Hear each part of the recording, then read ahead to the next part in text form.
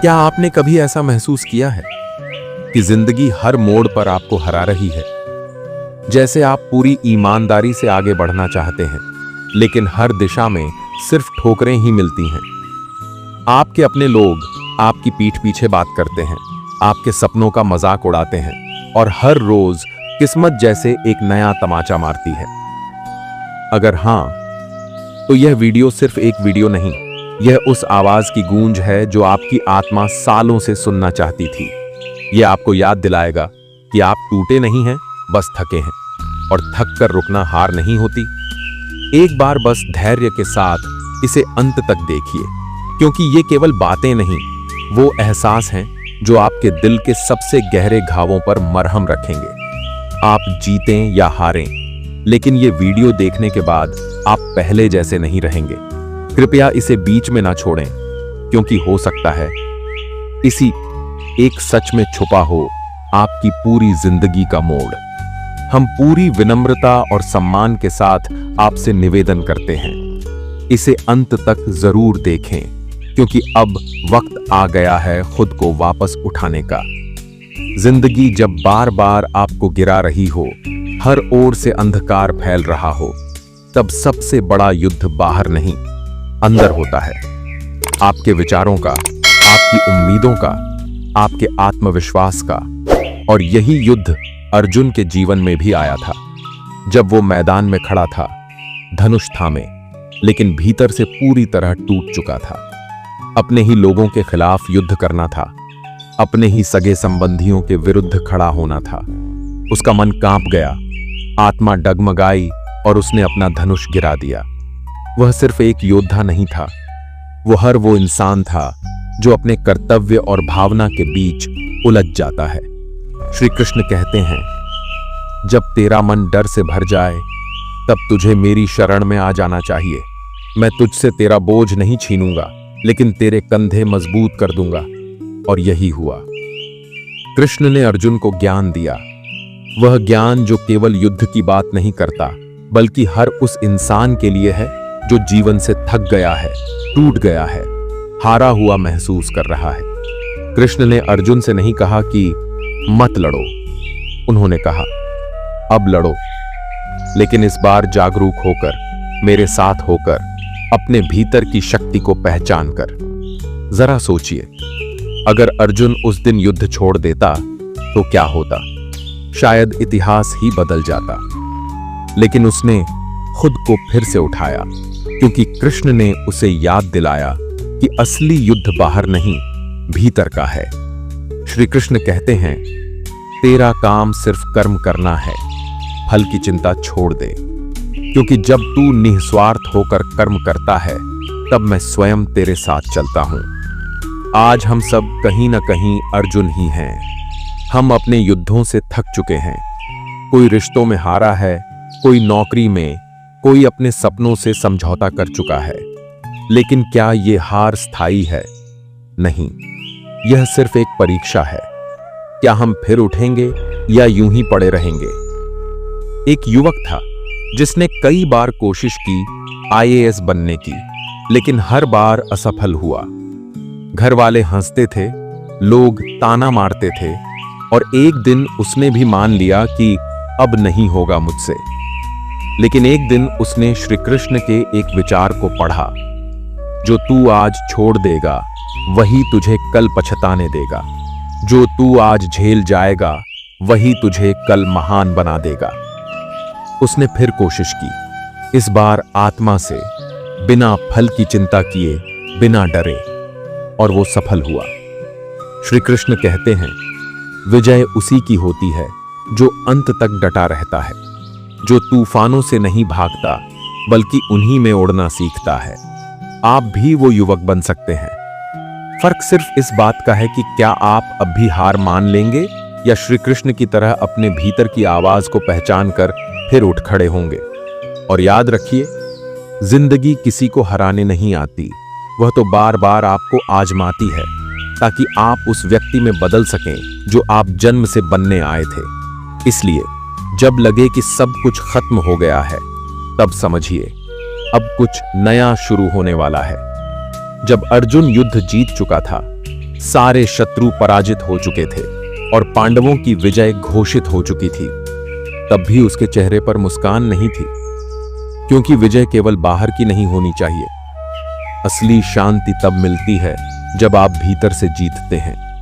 श्री कृष्ण कहते हैं, यदि तू युद्ध जीतकर भी भीतर खाली रह गया तो तेरा संपूर्ण प्रयास व्यर्थ हो गया, लेकिन यदि तू भीतर स्थिर हो गया तो हार में भी तू विजेता है। जरा रुककर सोचिए, क्या आप भी अपने जीवन में कुछ हासिल करने के बाद भी अंदर से थक गए हैं?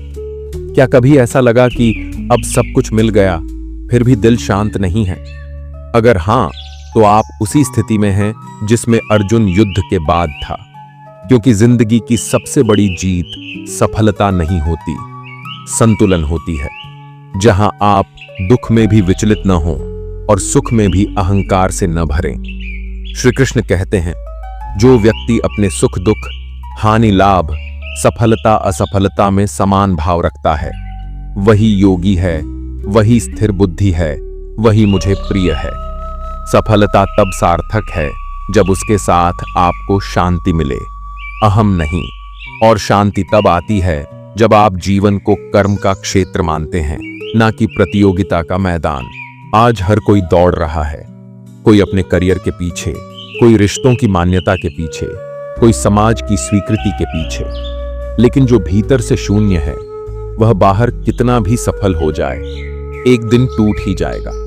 इसलिए श्री कृष्ण हमें बार बार सिखाते हैं, कर्म करो लेकिन आसक्ति के बिना, और दूसरों को नहीं, पहले खुद को जानो।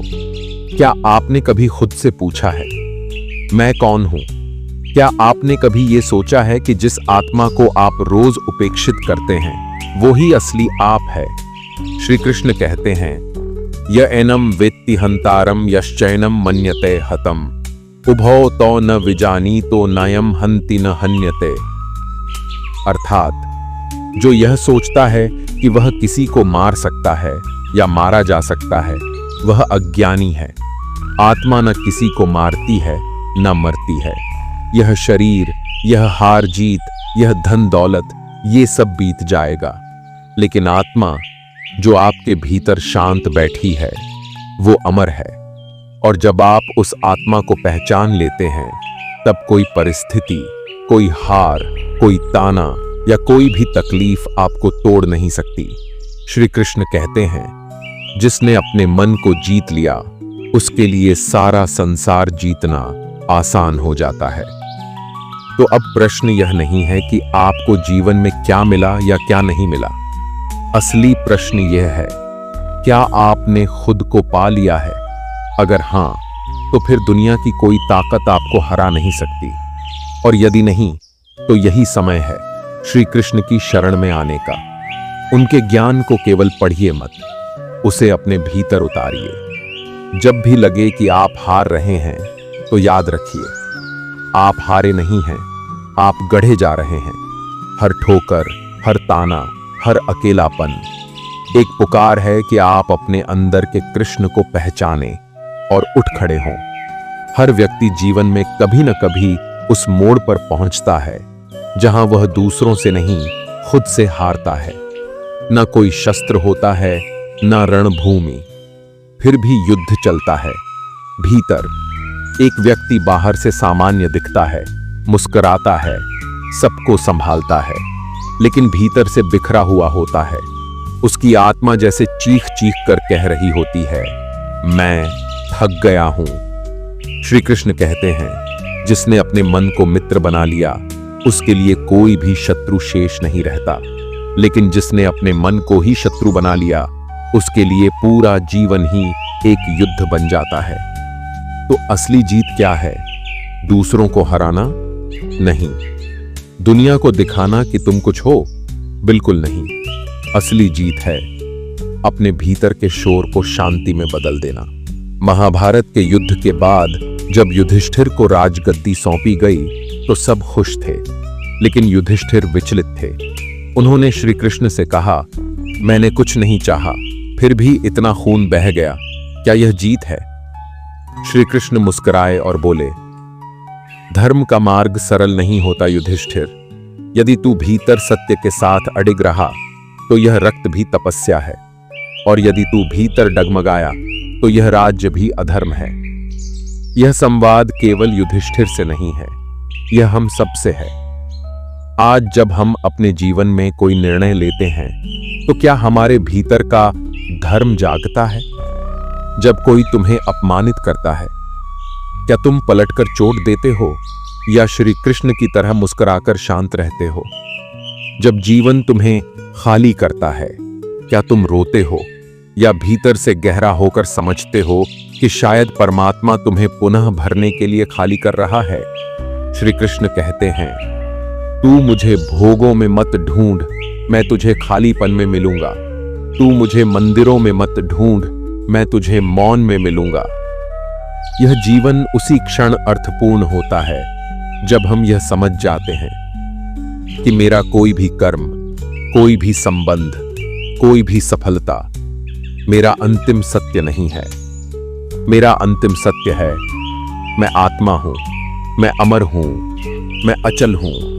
और जब आप इस बोध में आते हैं तो फिर कोई भी घटना, कोई भी अपमान, कोई भी असफलता आपको घायल नहीं कर सकती, क्योंकि अब आपके जीवन की चुप्पी में भी एक गीत बजता है, श्री कृष्ण का गीत। कई बार जीवन ऐसे मोड़ पर लाकर खड़ा कर देता है जहां न कोई रास्ता बचता है, न कोई सहारा, और उस पल में एक आवाज भीतर से उठती है, अब क्या करूं?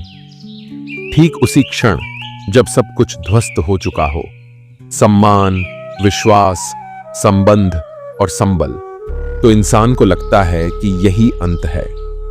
लेकिन श्री कृष्ण कहते हैं, तू जिस पल को अंत समझता है वही तो आरंभ होता है आत्म जागृति का। जब तेरा कोई न रहे तब समझ कि मैं तेरे सबसे निकट हूं। गांधारी ने जब युद्ध के बाद श्री कृष्ण को कोसा, तुम होते हुए भी सब कुछ नष्ट हो गया, तो श्री कृष्ण ने सिर झुका लिया, कुछ नहीं बोले, क्योंकि उन्हें ज्ञात था कभी कभी मौन शब्दों से अधिक उत्तर देता है। हमें यही सीखना है। हर संघर्ष, हर अपमान, हर हानि के पीछे एक बोध छिपा होता है। जो इसे पहचान लेता है वही मोक्ष की दिशा में पहला कदम रखता है। श्री कृष्ण कहते हैं, जिसे कोई अपेक्षा नहीं, न प्रशंसा की, न आलोचना की, वही व्यक्ति मेरे समीप आता है। इसका अर्थ ये नहीं कि हमें भावना रहित होना है, बल्कि इसका मर्म यह है कि हमें उस अवस्था तक पहुंचना है जहां भावना हमारी शक्ति बने, कमजोरी नहीं। एक बार एक किसान आया श्री कृष्ण के पास, बोला, प्रभु, मैं दिन रात मेहनत करता हूं, फिर भी सूखा पड़ता है, नुकसान होता है, क्या मैं अभिशप्त हूं? श्री कृष्ण मुस्कुराए और बोले, तू खेत में बीज तो डालता है, पर उसे जड़ से जोड़ना भूल गया। मेहनत कर, पर उस पर मोह मत रख। फल मिलेगा जब तेरा कर्म भक्ति बन जाएगा। यह उत्तर केवल उस किसान को नहीं मिला था, यह उत्तर हम सभी को मिला है। हम भी जीवन में कर्म तो करते हैं, लेकिन परिणाम के मोह में फंसकर दुखी हो जाते हैं। श्री कृष्ण कहते हैं, फल की इच्छा नहीं, समर्पण की भावना रखो। तुम्हारे हाथ में प्रयास है, परिणाम मेरा क्षेत्र है। और जब यह भाव भीतर उतरता है, तब व्यक्ति दुख से नहीं डरता, वह उसे समझता है। जो कुछ खो गया वह जरूरी था ताकि आप कुछ नया पा सकें। जो व्यक्ति चला गया वो केवल शरीर से गया है, आपकी चेतना से नहीं। जो अवसर छूट गया वो केवल भौतिक था, आत्मिक नहीं। श्री कृष्ण कहते हैं, जो चला गया वह भ्रम था, जो आया है वह अनुभव है, और जो बचा है वही जीवन है। अब सोचिए, क्या आप उस भ्रम के पीछे दुखी हैं जो अब लौट नहीं सकता, या उस अनुभव को जी रहे हैं जो आपको ऊंचा उठा सकता है? जब मन टूटता है तब आत्मा बोलती है, और अगर उस क्षण आप श्री कृष्ण की आवाज सुन लें तो वही टूटना आपका निर्माण बन जाता है। और अब मैं आपसे पूरी नम्रता और आदर के साथ एक अंतिम बात कहना चाहता हूं। अगर इस वीडियो ने आपकी आत्मा को छुआ हो, अगर श्री कृष्ण की ये बातें आपके भीतर कहीं गहराई तक उतर गई हों, तो इसे वहीं मत रोकिए। इसे अपने तक सीमित मत रखिए, क्योंकि शायद कहीं कोई और भी है जो इस समय टूट रहा है, थक चुका है, हार मानने के कगार पर है और उसे सिर्फ एक आवाज चाहिए, शायद आपकी आवाज। श्री कृष्ण कहते हैं, जो दीप स्वयं जलता है वह और दीपों को भी प्रकाशित करता है। तो आइए आप उस दीपक बनिए जिससे और टूटे हुए दिलों को रोशनी मिले, जिससे किसी का जीवन बदल जाए। इस वीडियो को उन तक पहुंचाइए जो अंधेरे में हैं, जो हार के करीब हैं और जो इस ज्ञान की एक किरण से फिर उठ खड़े हो सकते हैं। अगर आपने अब तक चैनल को सब्सक्राइब नहीं किया है तो कर लीजिए, क्योंकि हम हर उस आत्मा तक पहुंचना चाहते हैं जो अपने अंदर के कृष्ण को जगाना चाहती है। और याद रखिए, आप हारे नहीं हैं, आप गढ़े जा रहे हैं। जय श्री कृष्ण।